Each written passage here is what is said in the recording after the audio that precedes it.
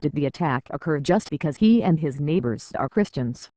Khalid Z. Aladida is crouching on the remains of his home in the Pakistani community of Badami Bag, near Lahore Landmark railway station. All that remains of the boundary wall is a jagged edge at each end. Broken masonry is strewn around him, along with broken doors and crumpled sheets of metal. The small, three-room home he shared with 6 other relatives is deeply charred.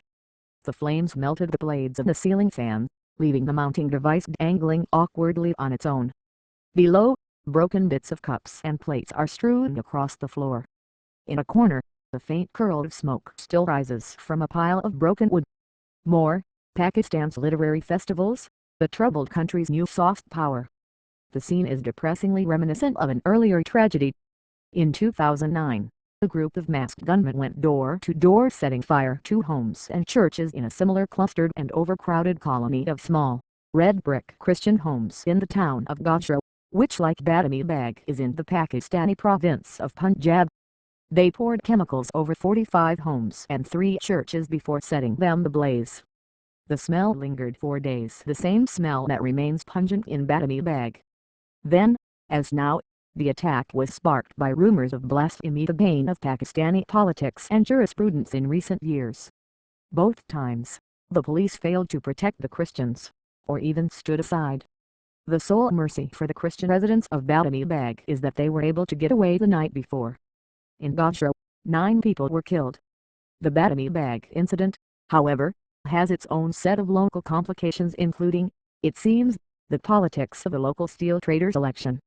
Beset on several fronts, the Christians also fear that there may be forces trying to force them out in order to grab their property. On Friday night, Khalid Z and the other residents area were told to flee. "The police came and told us to go away," he says. A big, angry crowd had gathered on the main road. They had sticks and chains with them. "We left and spent the next 2 nights with families that lived elsewhere." Once the community had been emptied of its residents, the crowd returned the next day, Saturday, looting, destroying and torching some 150 homes and at least 2 churches. On Sunday, the residents returned to survey the ruin. According to the Christians, the conflagration was sparked, some days earlier, with a quarrel between 2 old friends. Sawan Masic was a 26-year-old Christian who was popular in his area for his billiard table. During the day, he worked nearby as sanitation worker for the municipal authority. When he would finish work at 3 or 4 in the afternoon, says his younger brother, Sabir, he and his friend Imran would sit together and drink together. Imran, a Muslim known in the area as both Mohammed Imran and Shahid Imran, had a barbershop on the main road, just opposite Masic's home. Last Wednesday, according to Sabir and others, as the 2 friends sipped some hooch brewed locally, the conversation apparently turned towards each other's religions. It isn't clear what was said. Accounts within the community differ. Imran called Sawan a chowra, says Pastor Amir Gill, the local resident who says he witnessed the argument. The word is a pejorative used to insult members of Punjab's Christian community, who suffer from as much a caste prejudice as a religious one. In Punjab, Pakistan's most populous and wealthiest province, most of the Christians are evangelical converts, formerly lower caste Hindus who were branded as dirty by Pakistani bigots. Many are able to find work only as sanitation workers, menial jobs reserved for those at the bottom of the social ladder. More, how Malazai may affect Pakistan's violent culture wars. The residents in the area don't know what Masic said exactly in reply. Pastor Gill, who works in the government department during the day and serves his evangelical local community in the evenings, said he heard Masic saying something about getting back at Imran and his Muslims. Word of the exchange seems to have traveled through the local area over the next couple of days. A friend of Imran's known as Chico Shafiq then apparently attempted to avenge the alleged insult. He took large dagger, residents say, and waited outside Masic's home, demanding he come out. It was at this time that the local steel trading community allegedly got involved. The Badami Bag area is famous for its many steel mills. Sprawling compounds produce endless steel beams and rods that are then stacked high on the back of brightly painted trucks and delivered to construction sites across Punjab. The local bosses of the area are having election. Vast billboards with unsmiling mustachioed men running for president and other posts bear down from most buildings' walls in the area. Somehow, the blasphemy allegation turned into a campaign issue, the residents say, because the accusation always has popular resonance and little opposition. In Pakistan, few dare counter allegations of blasphemy for fear of being denounced as blasphemers themselves. On Friday, the candidates announced a strike after Friday prayers, says Pastor Jill.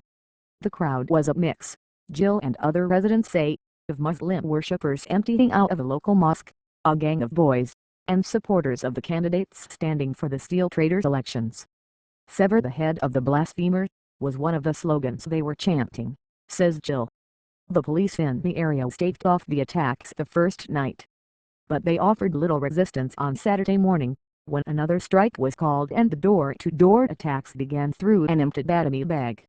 More, behind the story, Times' Chris Tamar discusses the effects of a new trade agreement between Pakistan and India. In chilling photographs taken during the assault, a group of teenage boys is seen attacking the homes in the Christian colony.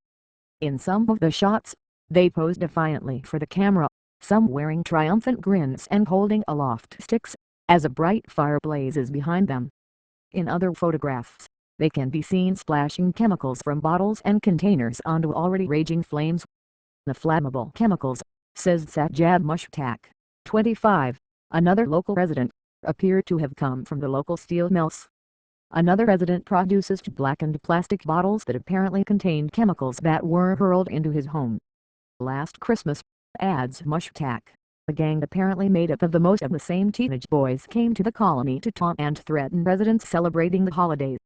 Outside Masic's home on the main road, a crowd of Christian protesters has formed. They demand that he be released. The police say they have taken him into protective custody, but few Christians accused of blasphemy ever manage to secure the release. "I want my son back. Please bring my son back," wails Zahida Parveen, Masic's mother. The combination of pressure from angry mobs, threats from local clerics, and a paralyzing fear among politicians and judges means an individual can be charged with blasphemy on little or no evidence, a charge that carries the death penalty. Elsewhere in Lahore on Sunday, members of the Christian community, calling attention to their latest tragedy, blocked two main roads. They are emulating Pakistan's Shiite population, who earlier came out into the streets after 3 major attacks this year. One banner reads: "Who will protect us?" In what is becoming one of the bloodiest years for Pakistan's long-suffering religious minorities, no one seems to have an answer. Read more. http://world.time.com/2013/03/11/ The Anatomy of an Attack on a Christian Village in Pakistan /9ZZ2NHC Swim